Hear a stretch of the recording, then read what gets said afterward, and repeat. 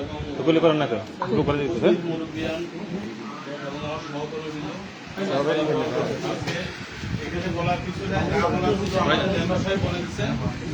আমি দুঃখের সাথে এই কথাই জানতে চাচ্ছি, বিগত 17 বছর স্বৈরাচারের মাধ্যমে এবং স্বৈরাচারের দোষরের মাধ্যমে আমরা অত্যাচারিত, লাঞ্ছিত, বঞ্চিত হয়েছি। আজকে আমরা সামনে একটা নিরপেক্ষ সরকারের অধীনে যাইও আমাদের ছোট 3 মাসের বাচ্চা পর্যন্ত জেলের আসামি হচ্ছে। তাহলে আমাদের রাজনীতির অবস্থাটা কোথায়, দেশের অবস্থাটা কোথায়? একমাত্র ভোটবিহীন দেশের অবস্থা থাকার কারণে আজকে এই দুঃশাসন বা অনিয়মগুলো চলতেছে। এটার জন্য আমরা একদম লোকাল থেকে প্রতিবাদ করতে চাই বা প্রতিবাদ জানাই। আজকে এই বাচ্চাটা বা এই ফ্যামিলিটার উপরে যে অত্যাচারটা করছে, সে একজন পরীক্ষিত স্বৈরাচারের দোষর। আমি নিজের চোখে দেখছি, যারা ভোটের সাথে জড়িত ছিলেন সবাই দেখছি, এই মহিলা এক দাঁড়ানো 39টা ভোট দিচ্ছে আওয়ামী লীগের মোকাবেলা।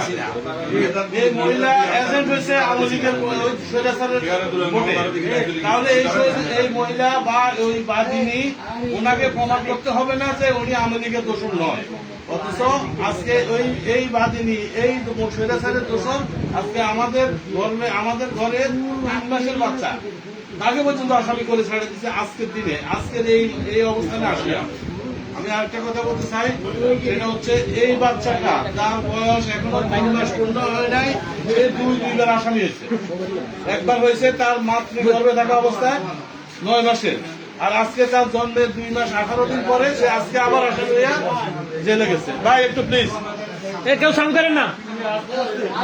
আজকে 3 মাস বয়স না হতে সে দুইবার আসামি হয়েছে। সেটা বিএনপি পরিবারের সন্তান বিধায় তার উপরে অত্যাচার করতে পারছে, তাও আওয়ামী লীগের দোষর। আজকে এই আওয়ামী লীগের দোষরের প্রতিহত আমরা করি নাই বিধায় আজকে সে আমাদেরকে এইভাবে অত্যাচারিত করতেছে।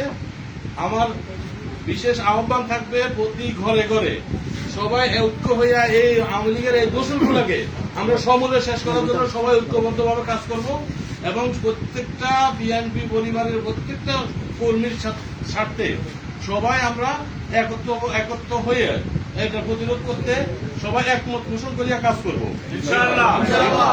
আরেকটা কথা বলবেন, এই যে প্রশাসনের লোক, ঘুষ খায় এই কাজগুলো করতেছে। আমরা মনে করি যে আওয়ামী লীগ পালায় গেছে, শেখ হাসিনা পালায় গেছে, স্বৈরাচার পতন হয়েছে না। স্বৈরাচারের লোকজন প্রশাসনের অন্ধ্রে অন্ধ্রে বসে আছে, সেটার প্রমাণ হচ্ছে এই বাসির দারোগা। হ্যাঁ সঠিক। উনি মনুর নামে ওয়ারেন্ট হয়েছে, ওয়ারেন্ট হওয়া ব্যক্তির 3 বার নোটিশ আসার পরে ওয়ারেন্ট হয়। এই ওয়ারেন্টটা সে সম্পূর্ণ গোপন করে, তাকে শুধু অ্যারেস্ট করার জন্য টাকা খাইয়া তার বিনিময়ে সে মনুকে অ্যারেস্ট করছে এবং তার 3 মাসের বাচ্চা পর্যন্ত। তাহলে এরাই হচ্ছে স্বৈরাচারের দোষর। আমরা এই স্বৈরাচারের দোষর থেকে বিরত দূরে থাকবো এবং ওদেরকে প্রতিরোধ করবো যে কোনো মূল্যে। বিএনপির প্রত্যেকটা লোকের বন্ধু হিসাবে, ভাই হিসাবে, প্রতিবেশী হিসাবে সবাই সবার সাথে সম্পৃক্ত থাকি। আমরা এই স্বৈরাচারগুলোর প্রতিরোধ করার জন্য ঐক্যবদ্ধভাবে কাজ করবো। এই প্রতিজ্ঞা নিয়ে আমরা সামনের দিকে সবাই সবার পাশে থাকবো। এই বলে আমাদের এই আজকে দেখা গেছে আমাদের এই মনুর ফ্যামিলি এবং বাচ্চাকে আজকে জামিন করেছে। আমরা স্পেশাল কোর্ট মাইজদিতে স্পেশাল কোর্ট বসাইয়া, আজকে শুক্রবার বন্ধের দিন, স্পেশাল কোর্ট বসাইয়া মনুকে এবং তার ফ্যামিলিকে জামিন করাইতে হয়েছে।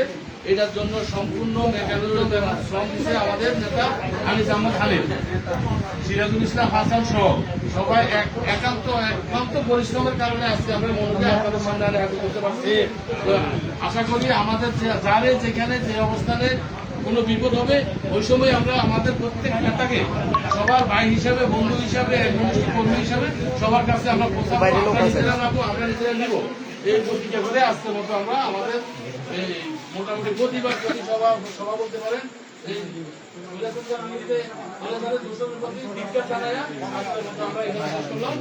আসসালামু আলাইকুম রহমতুল্লাহ।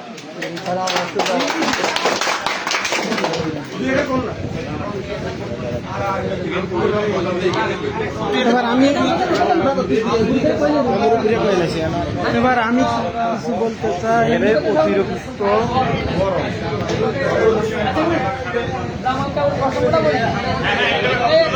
হ্যাঁ লাইট বন্ধ করেন।